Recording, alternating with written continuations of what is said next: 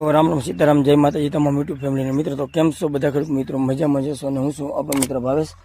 તો મિત્રો આજે આપણે શોર્ટમાં વાત કરવાના છે કે ડાયડમમાં ઇથરેલ માર્યા પછી 1 મહિના પછી જોલેક્સી જે ફૂગનાશક માટે ફૂગ માટે અને ફ્લાવરિંગ માટે ફાલ્ગુન, બાજુની સ્ક્રીનમાં તમે જોઈ શકો છો કે ફાલ્ગુન અને જોલેક્સી બંનેનું કોમ્બિનેશન એકસાથે છંટકાવ કરી અને સારામાં સારું રિઝલ્ટ મળી શકે છે.